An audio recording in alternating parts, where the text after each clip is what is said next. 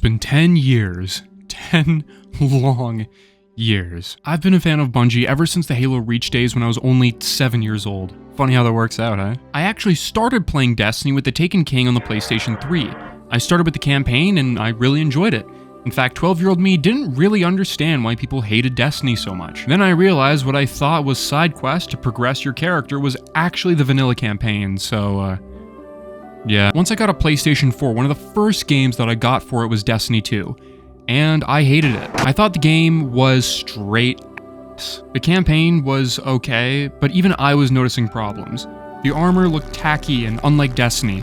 The guns felt lame and weak, and the new double primary system really threw me off from what I was used to with a formula that already worked in Destiny 1. So I quit. Until Forsaken came out. Now this is what Destiny 2 should have been at day one. A campaign that's, I've already talked about this hunk of shit, so let's keep going. Not just one, but 2 patrol areas with what I think is still one of the best patrol areas that we've ever gotten in the history of Destiny. Not even the Pale Heart compares to this masterpiece of an area. Like, come on, man. We got this amazing music. We got these all new strikes that were so fucking good. We got this new dungeon. We got the best raid ever. Forsaken was amazing. Not only did Bungie throw out the double primary system, not only did we get the traditional loadout system back in the game, but we also got a complete shakeup of it, which actually improved the game. We got this whole new system of shotguns in the primary slot, of snipers in the power slot. You could have 3 shotguns in your primary, secondary, and your power weapon, and the same thing with sniper rifles. It was glorious. It took the Destiny 1 formula and enhanced it, instead of doing what Destiny 2 Vanilla did and regressing it. The annual pass or seasonal structure also began here, with a bit of a different implementation. But I think overall it was a very positive thing, with several changes to the core game and adding tons of new content that people actually really enjoyed. Now, towards the end of the annual pass season is when I really got into Destiny 2. And I got into it even more with the release of Shadowkeep and the game going free to play. Reason being was Activision and Bungie were splitting. Activision would no longer be able to mess with Destiny anymore. Bungie was going to work on it on their own, and they were going to start by making the game free to play. Not just free to play, but make the entirety of year 1 free and all of the annual pass content free as well. With the game going free to play, this also meant that a lot of my friends started to jump into the game. We laughed our asses off about the story and made fun of it. Alright, I mean it's gonna take like 5 seconds anyway. Oh wait, no, I can't shoot it. Dude, we can't shoot it right away. Oh wait, no, never mind.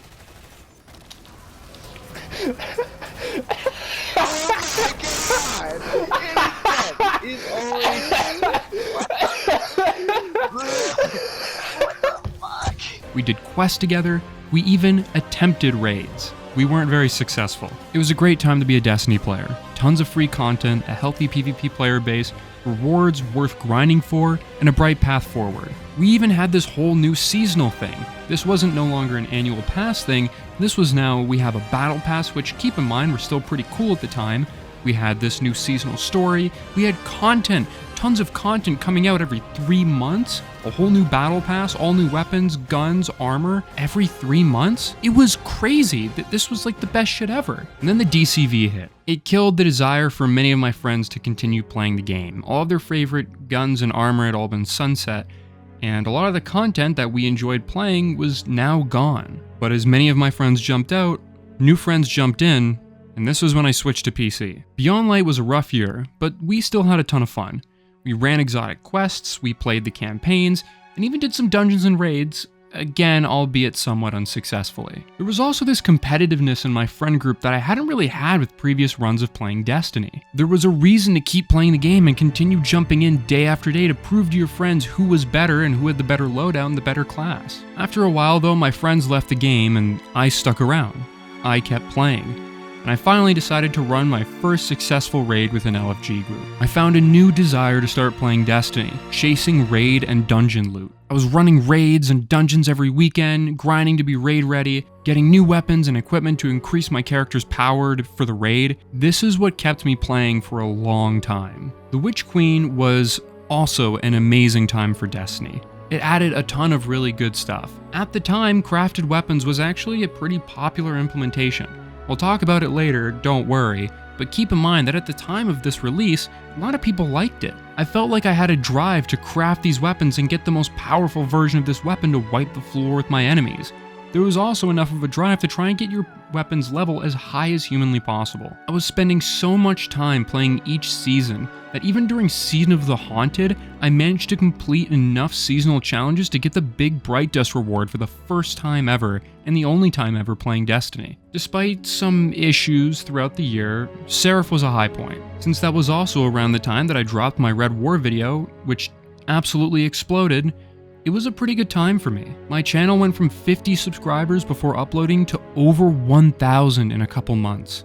The amount of attention that video saw was insane and something that I've never experienced before. I specifically remember I was sitting at a Christmas family get-together, just seeing comments appear on my phone all the time, and I would go to the bathroom so that I could look at all these comments. I probably went to the bathroom like 10 times, just looking at all the comments I was getting non-stop.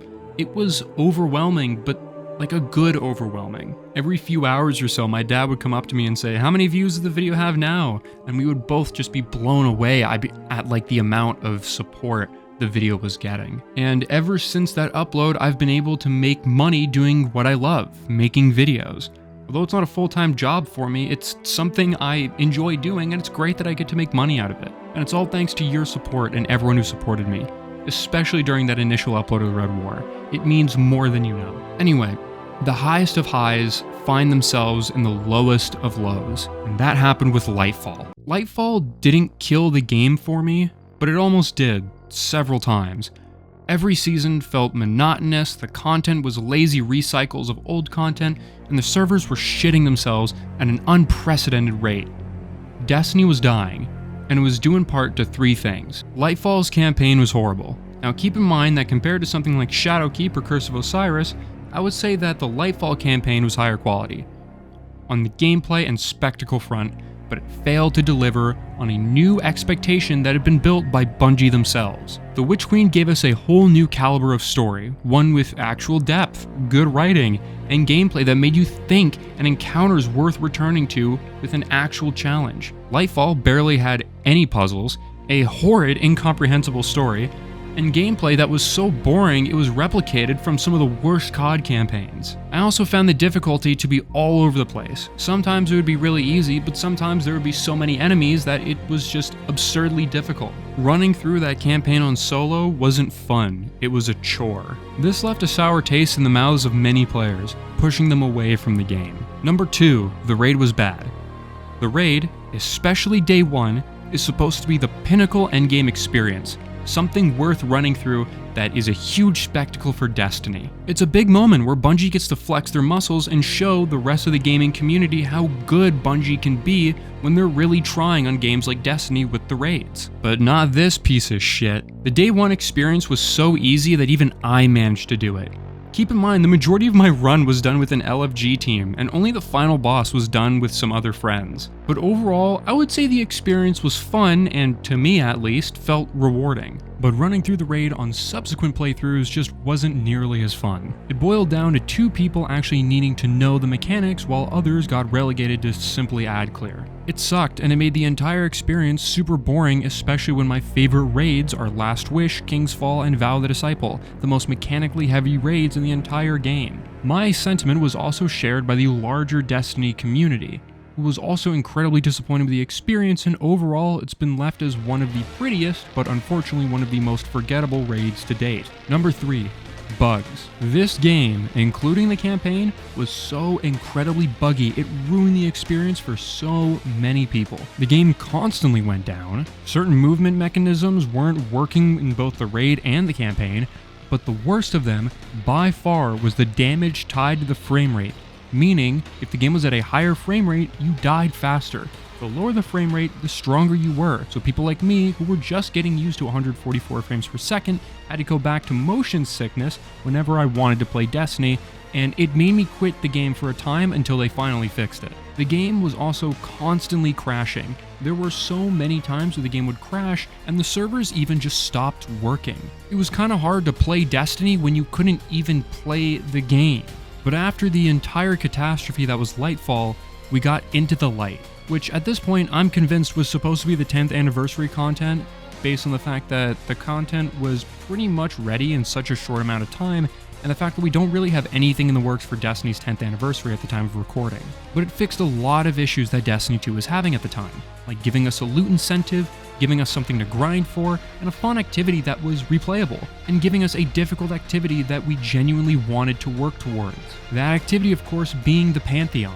I didn't do the Pantheon since I didn't have a team for it, and also I just don't think I'm good enough to do it.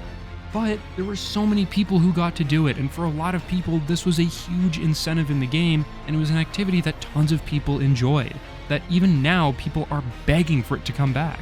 We also got 2 of the best exotic missions in the game back, or some of the best. It was a really big boost in morale that the Destiny community really needed at the time. As the final shape was coming around, I decided to finally pre-order it. Normally what I would do is I would buy the digital deluxe edition of the DLC. I did the same with Beyond Light, the Witch Queen, and with Lightfall, but I did not do it with the final shape. I simply pre-ordered the base version of the game, and the reason why I did that is because I just didn't think I was going to be playing this game a whole lot past the release date of the final shape. And I was kind of right about that. But when the final shape dropped, the campaign was great. People loved it.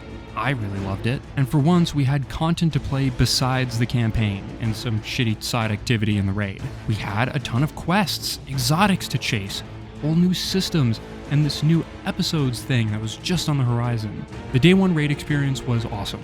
Although I didn't play it since I didn't have a team, it was awesome to watch, and I was actually getting really excited as day turned into night watching people still run this fucking thing. It is, to this day, the longest day 1 raid experience we've ever seen, with the day 1 team taking almost 19 fucking hours to complete this thing.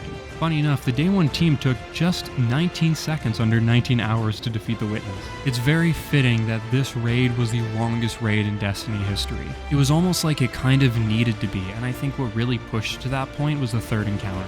For those who don't know, the 3rd encounter was actually made during that delay of the final shape, and without it, I don't think that the raid would have been nearly as good. And then we had that 12-player activity. Man, what a fucking cool moment. It felt truly powerful and was something awesome to experience. I won't delve too much into it because I have this entire long-form video I have to make about it, like, come on. But it was great, and if everything ended there, that's where I would have been happy. I kinda wish the story would have ended there. Bungie creating an amazing experience, riding off of good player counts into the sunset. But as per usual with Bungie, high highs come with some low lows. Since the new expansion release, Bungie has laid off more employees, and the player count has dropped from an average of 120,000 players on Steam to only 32,000. The apathy towards Destiny is showing, not just from the community, but from Bungie themselves. Everyone is tired and burnt out, including myself. I want to stay positive, but fucking hell is it hard. Which is why I want to offer some changes, as wild as they may be, that could save the game. Basically, if I was the game director, and this was my sole focus, this is what I would do to save the game.